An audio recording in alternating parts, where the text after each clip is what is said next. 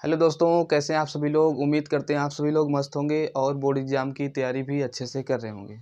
दोस्तों, आज हम लोग करने वाले हैं क्लास 12th इंग्लिश के सप्लीमेंट्री के जो हमारा तीसरा चैप्टर है, journey to the end of earth. ठीक है, तीसरा चैप्टर है, उसका हम लोग क्वेश्चन आंसर करेंगे। इसके पहले हम लोग 2 चैप्टर का कर चुके हैं। ठीक है, अगर आपने नहीं देखा तो उसको भी आप देख सकते हैं, प्लेलिस्ट में आपको वीडियो मिल जाएगी। तो आइए हम स्टार्ट करते हैं। भैया पहले जान ले हम करेंगे क्या। शॉर्ट क्वेश्चन आंसर करेंगे, जो कि कितने नंबर का आता है, 8 नंबर का आता है। 2 प्रश्न पूछा जाता है सप्लीमेंट्री में और 2 प्रोज से पूछा जाता है। ठीक है, तो 2 प्रश्न पूछा जाएगा 4-4 नंबर का। ठीक है, तो 8 नंबर हमारा हो जाएगा। तो आज इस वीडियो में हम लोग बात करेंगे कितना, 4 क्वेश्चन देखेंगे, बहुत ही बढ़िया तरीके से देखेंगे। आपसे रिक्वेस्ट है कि वीडियो को अंत तक देखिएगा, ताकि ये जो क्वेश्चन है आसानी से आप समझ सकें। तो आइए स्टार्ट करते हैं। पहला क्वेश्चन देखिए, ध्यान से देखिएगा। पहला क्वेश्चन है, how did the author travel to Antarctica. समझिएगा, कहने का मतलब है कि देखिए, ऑथर पहले समझ लीजिए। इस जो चैप्टर है हमारा journey to the end of earth, इसकी जो लेखिका हैं उनका नाम है क्या, एक दोषी करके है। ठीक है, तो आपको ध्यान देना है, यहाँ पर ऑथर जो है वो एक लेखिका है। ठीक है, तो how did the author travel to Antarctica, यानी जो ऑथर है, लेखिका है, वो अंटार्कटिका की यात्रा कैसे करती है या कैसे की। पहला क्वेश्चन हो गया। और इसी प्रश्न को एक दूसरे तरीके से पूछा गया जाता है और लगा है दूसरा प्रश्न, how did the author reach Antarctica, यानी जो ऑथर है, लेखिका, वो अंटार्कटिका जो कॉन्टिनेंट है उस पे कैसे पहुंची।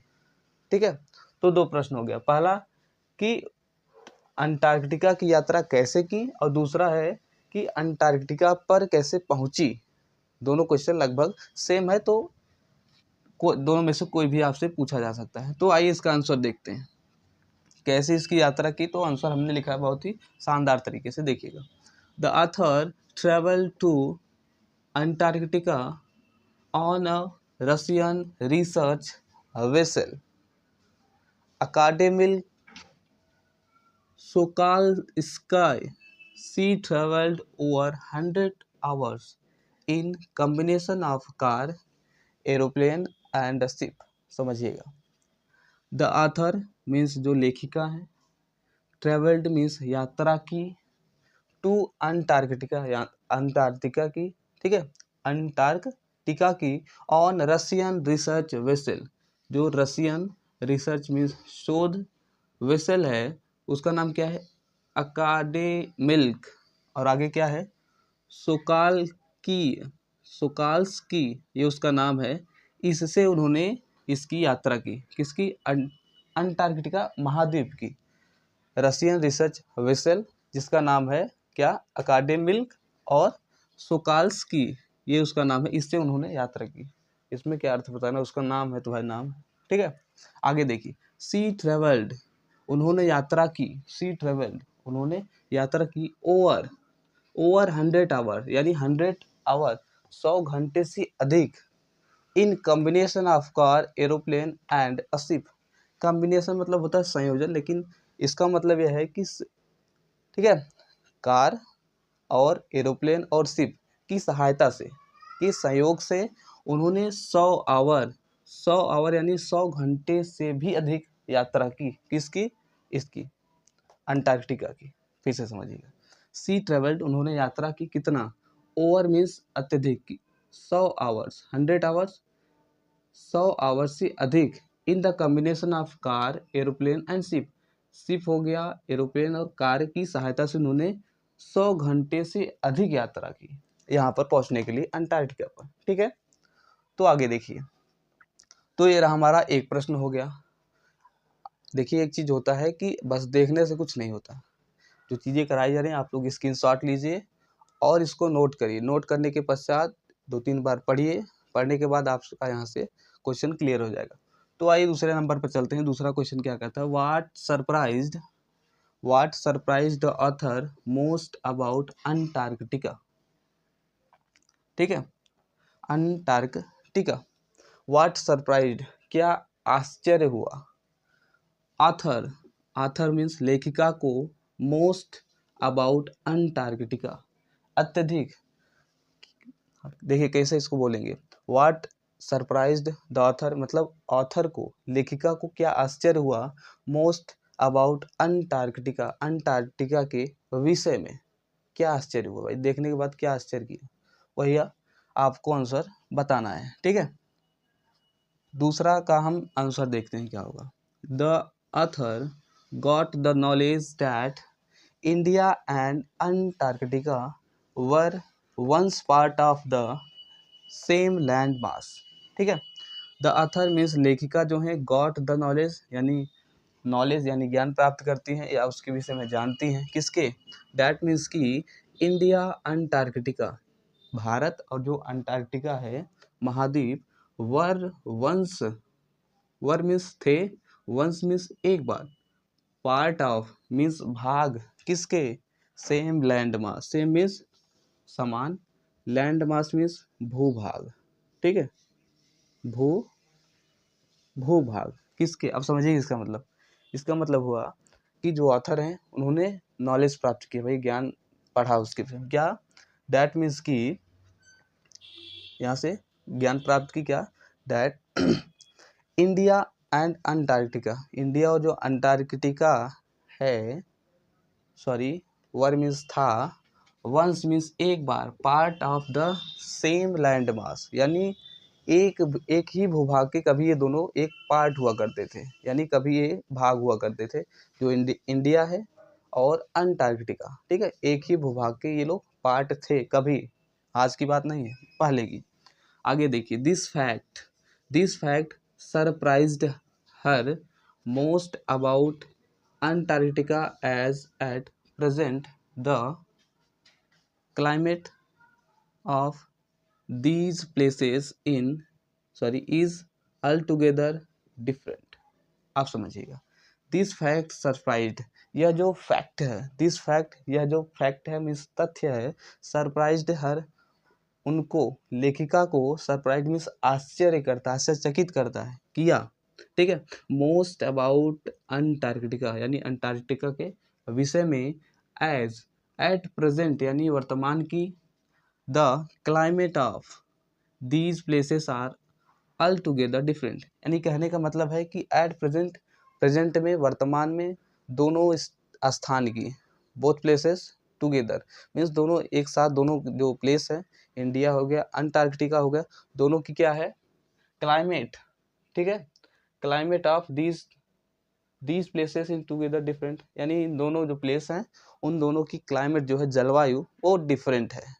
ऊपर कहने का मतलब था पहले ये दोनों एक भाग हुआ करते थे, एक ही भूभाग के दोनों पार्ट थे, लेकिन आज के समय में क्या हुआ, ये जब इनको पता चला कि इन दोनों की इस समय की स्थिति क्या है, दोनों का जलवायु एकदम अलग है, तो इन्हें आश्चर्य हुआ। तो यही प्रश्न का उत्तर था, ठीक है। तो आइए क्वेश्चन नंबर 3 पे चलते हैं। 3 नंबर देखिए, what was the purpose of visit to Antarctica. What was the purpose of visit to Antarctica, यानी जो लेखिका थी उनका जो अंटार्कटिका का विजिट करना यानी वहाँ जाना, उसका क्या पर्पज था, क्यों गई थी, यही हमको बताना है, ठीक है। What was the purpose of visit to Antarctica, ठीक है, अंटार्कटिका को विजिट करने का उनका क्या उद्देश्य था, पर्पज था, किसका, ऑथर लेखिका का।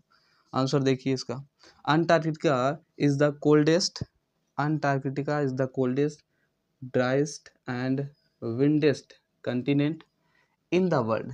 समझिएगा, अंटार्कटिका इज मीन्स है, द कोल्डेस्ट मीन्स एकदम ठंडा, ड्राइस्ट मीन्स होता है एकदम, जानते हैं क्या, सूखा, ड्राइस्ट सूखा, सुपरलेटिव डिग्री है, ठीक है, एंड विंडेस्ट मीन्स जहाँ पर बहुत हवा चलती है, कंटिनेंट इन द वर्ल्ड दुनिया में, ठीक है, दुनिया में एक जो अंटार्कटिका महाद्वीप है, दुनिया में सबसे ज़्यादा ठंडा यहीं पर है, ड्राइस्ट मीन्स सूखा भी है, और विंडेज सबसे ज़्यादा हवा भी यहीं चलती है, ठीक है, इसका ये मतलब हुआ।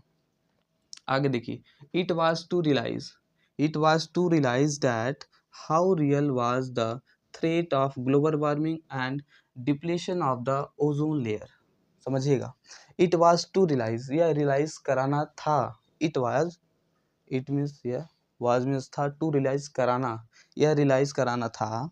दैट मीन्स कि how real was, how real was means कैसे वास्तविक था क्या, threat of global warming, threat of global warming means global warming जो था उसका खतरा, and depletion of ozone layer, depletion means क्षरण, किसका, ओजोन लेयर का क्षरण।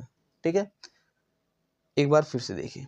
इट वाज टू रियलाइज, या रियलाइज कराना था, आभास कराना था क्या, डैट मीन्स की हाउ रियल वाज, या कैसे वास्तविक था। ठीक है, the threat of global warming यानी ग्लोबल वार्मिंग का खतरा, और डिप्लीशन ऑफ ओजोन लेयर, जो ओजोन लेयर है उसका जो क्षरण है, इन दोनों का कैसे ये चीज वास्तविक था। ग्लोबल वार्मिंग का खतरा और इसका ओजोन लेयर का क्षरण कैसे वास्तविक था, यही रियलाइज कराना था। ठीक है, इसलिए उन्होंने क्या किया भैया, विजिट किया था। समझ में आया?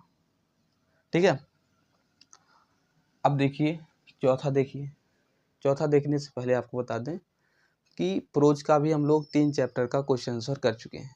अगर आपने नहीं देखा है तो जरूर उसको देखिएगा। उसके बाद हम धीरे धीरे एक एक करके आपको क्लासेस प्रोवाइड करेंगे, उसको देख लीजिएगा।